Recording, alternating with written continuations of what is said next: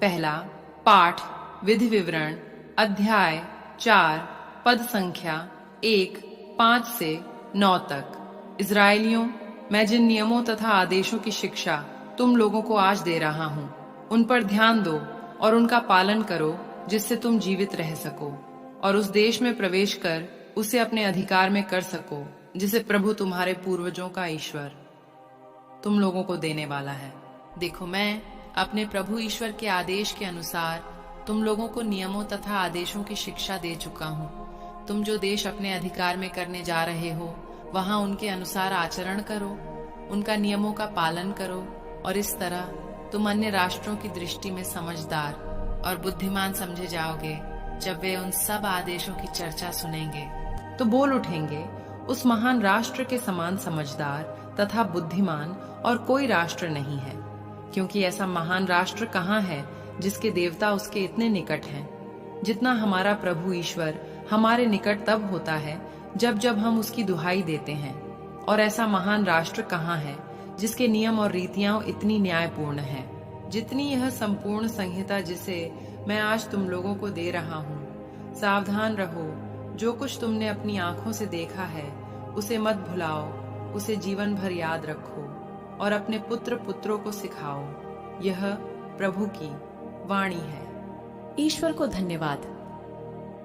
सुसमाचार संत मत्ती अध्याय 5 पद संख्या 17 से 19 तक। यह न समझो कि मैं संहिता अथवा नबियों के लेखों को रद्द करने आया हूं। उन्हें रद्द करने नहीं, बल्कि पूरा करने आया हूं। मैं तुम लोगों से यह कहता हूं, आकाश और पृथ्वी भले ही टल जाए, किंतु संहिता की एक मात्रा अथवा एक बिंदु भी पूरा हुए बिना नहीं टलेगा। इसलिए जो उन छोटी से छोटी आज्ञाओं में एक को भी भंग करता और दूसरों को ऐसा करना सिखाता है, वह स्वर्ग राज्य में छोटा समझा जाएगा। जो उनका पालन करता और उन्हें सिखाता है, वह स्वर्ग राज्य में बड़ा समझा जाएगा। यह प्रभु का पवित्र सुसमाचार है। हे ख्रीस्त, तेरी स्तुति हो। मनन चिंतन। यीशु ने पुराने विधान की शिक्षाओं को समाप्त नहीं किया, परंतु उन्होंने उन्हें पूर्ण किया। पुराने विधान में लोगों से कहा कि वे एक सीमा से अधिक प्रतिशोध न लें, जबकि नया नियम सभी को बदला लेने से मना करता है।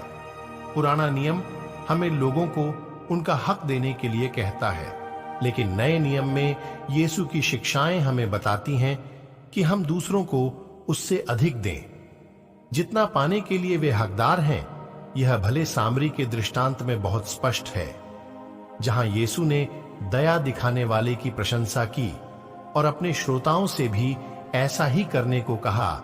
यीशु चाहते हैं कि हम देने, प्रेम करने और क्षमा करने में उदार बने। जब वे हमें एक अतिरिक्त मील चलना सिखाते हैं, तो वे हमें रिश्तों में माप और गणना से परे जाने के लिए कह रहे हैं। जब हम किसी से प्यार करते हैं, तो हमारी बाधाएं तथा सीमाएं टूट जाती हैं। यीशु नहीं चाहते कि हम संहिता तथा नबियों का तिरस्कार करें। इसके बजाय वे चाहते हैं कि हम संहिता तथा नबियों में निर्धारित बातों से आगे बढ़ें और स्वर्गिक पिता के समान उदार बने।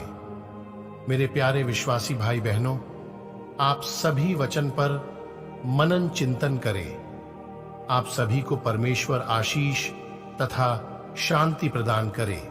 आमीन। आप सभी के लिए छोटी सी प्रार्थना करता हूं। मेरे प्यारे विश्वासी भाई बहनों, मैं आप सभी के लिए परमेश्वर से प्रार्थना करता हूं।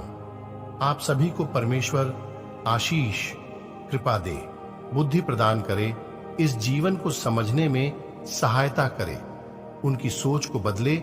मैं यीशु मसीह के नाम से प्रार्थना करता हूं। हालेलुया। आमीन।